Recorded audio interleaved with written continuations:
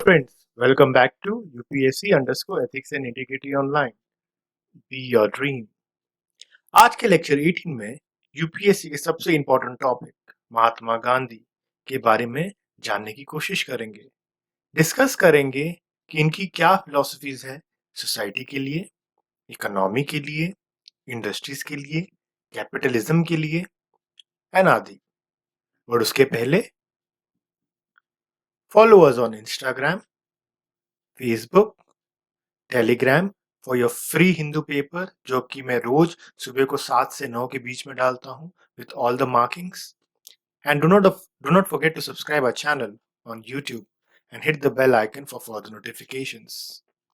So let's start. Mohandas Karamchandra Gandhi. Gandhiji was a saint and a moral realist. See, moral realist मतलब कि जो देखता हो कि क्या सही है क्या गलत है, मीन्स वो हर वक्त रियलिटी मतलब जो दिख रहा है प्रैक्टिकली देखते थे वो सब कुछ चीज। जैसे कि अगर आप देख रहे हैं कि दो चीज रॉन्ग है तो आप उनको बोलोगे कि आप फाइंड आउट कीजिए क्या और राइट है, उसमें से ज्यादा सही या कम सही उस पे आप लड़ाई नहीं झगड़ा नहीं करेंगे, उसको बोला जाता है मॉरल रियलिस्ट। ठीक है। एंड वो एथिक्स को एज ए गाइडिंग स्टार देखते थे ह्यूमन बिहेवियर के लिए कि हमें डेवलप करना चाहिए scientific philosophies and basis so that वो एक गाइडिंग प्रिंसिपल हो एथिक्स के लिए। एंड उनकी टीचिंग्स हर रिलीजन के जो कोर था उससे रिलेटेड था। इस वजह से महात्मा गांधी कोई रिलीजन को ऐसा फॉलो तो नहीं करते थे, फॉलो इन द सेंस उस हिसाब से नहीं करते थे, बट वो सबकी अच्छाई देखते थे। जितने भी रिलीजन है उनकी अच्छाई देख के उसको अपने टीचिंग्स में इनकॉर्पोरेट करते थे।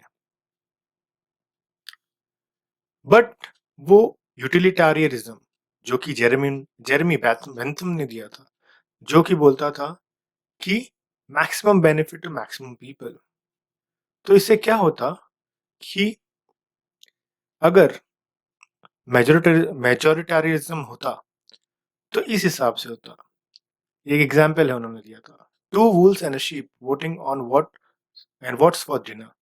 इसका मतलब है कि minority aspirations, dreams and issues उसको प्रेफरेंस नहीं दिया जाता, एंड अदर जो मेजोरिटी बोलती है उसके बारे में सब कुछ जो भी पॉलिसीज है वो बनती। इस वजह से उन्होंने इसको अपनाया नहीं एंड इसको एक हार्टलेस सिस्टम के बारे में बात किया यूटिलिटारिज्म को कि ये हार्टलेस है।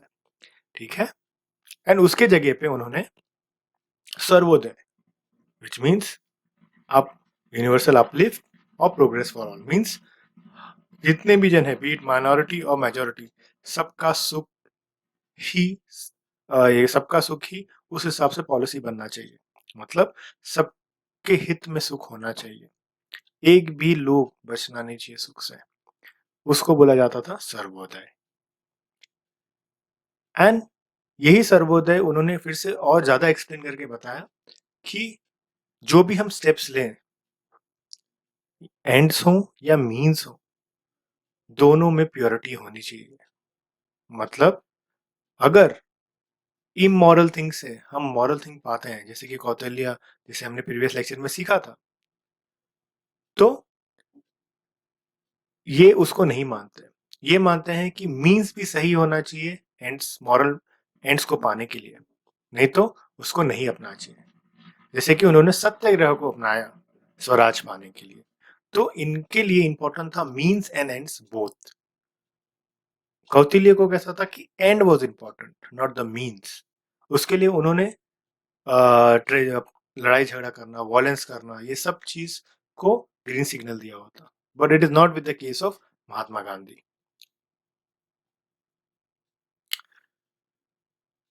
इनको एक न्यू सोशल ऑर्डर क्रिएट करना था जहां की कॉन्सेप्ट ही ना हो ऐसा स्टेट का। यहाँ इंपॉर्टेंट क्या होना चाहिए? The important was society, and society should take care of the material and spiritual welfare, the material and spiritual welfare of the individual. अगर इंडिविजुअल को कोई इश्यूज होता है तो सोसाइटी लायबल है। तो इस वजह से ही डिडंट वांटेड कि स्टेट, क्योंकि स्टेट उनको लगता था ऑप्रेसिव है, क्योंकि इतना पावर स्टेट के पास रहता है, वो किसी को भी ऑप्रेस कर सकता है। तो उन्होंने एक सिस्टम दिया सोसाइटी, सोसाइटी विदाउट स्टेट। ये अगर सिस्टम देखा जाए तो ये पहले था इंडिया में, दो ये मौर्यन एम्पायर के पहले था कि सोसाइटी को ज्यादा इंपॉर्टेंस दिया जाता था, and society was liable for any mishappening to individual. तो इस वजह से इन्होंने सोसाइटी को ज्यादा इंपॉर्टेंस दिया। इन केस ऑफ अनटचेबिलिटी, उनके लिए ये बहुत ही ज्यादा एक प्रॉब्लमैटिक था, या बहुत ही ज्यादा एक दिल को ठेस पहुंचाने वाला सिस्टम था in the Hindu religion, untouchability और द लाइफ ऑफ शूद्रास, जहाँ की शूद्रास को इंसान ही नहीं समझा जाता था, एंड उनको ना टेम्पल जाने दिया जाता था। उस वजह से उनका एक फेमस सेंटेंस है कि untouchability is a slow poison which is slowly eating the vitals of Hinduism. इस वजह से उन्होंने बहुत मार्चेस किए, सत्याग्रह किया कि कैसे भी करके अनटचेबल्स को एक अच्छी जिंदगी दिया जाए, उनको रिस्पेक्ट की जिंदगी दिया जाए, और वो अपनी लाइफ फ्रीली जी पाए।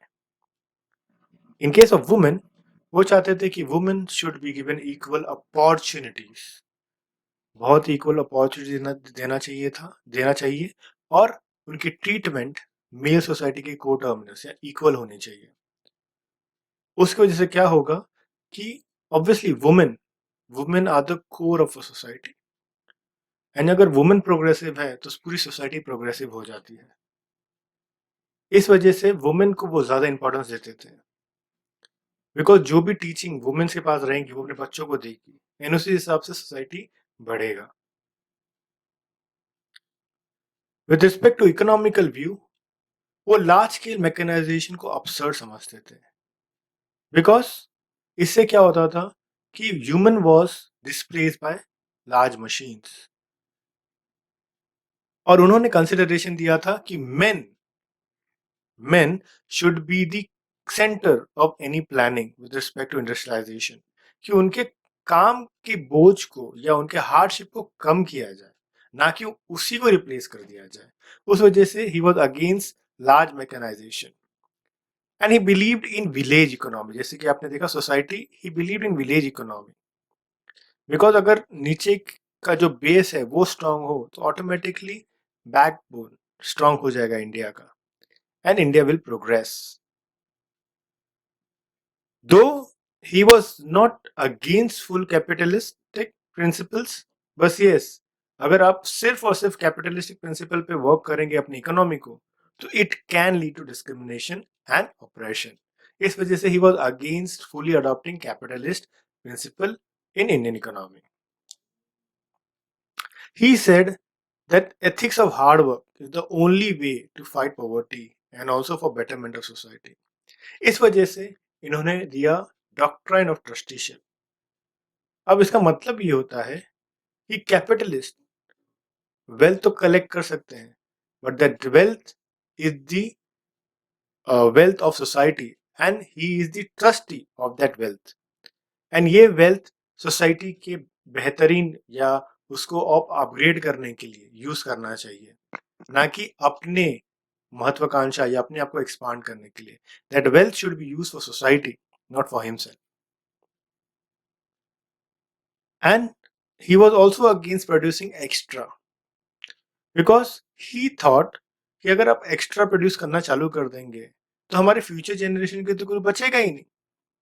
सो ही वॉज लाइक कि जितना रिक्वायरमेंट है उतना ही प्रोड्यूस किया जाए, and economic planning should be in such that कि आपका कंप्लीट यूटिलाइजेशन होना चाहिए ह्यूमन रिसोर्सेज का कंट्री में, एंड कोई भी रिप्लेस नहीं होना चाहिए। अगर आप ह्यूमन रिसोर्सेज को यूटिलाइज नहीं कर पा रहे हैं तो आपको मैकेनाइजेशन नहीं करना चाहिए, ठीक है, या प्रोडक्शन उस हिसाब से नहीं करना चाहिए।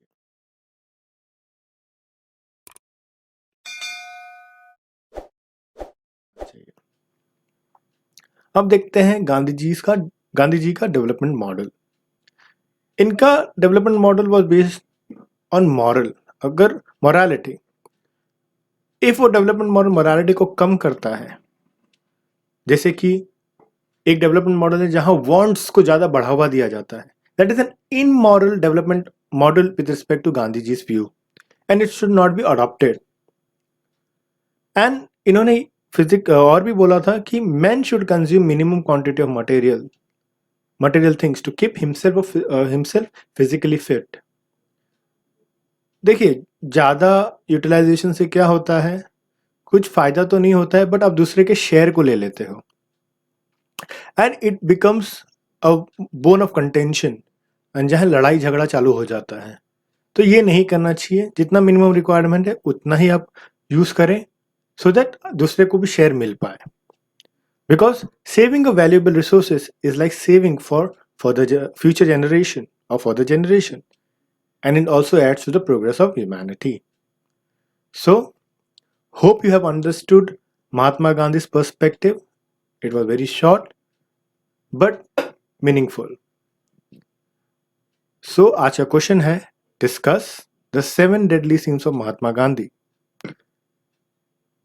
Write it in 200 words and please attempt this question.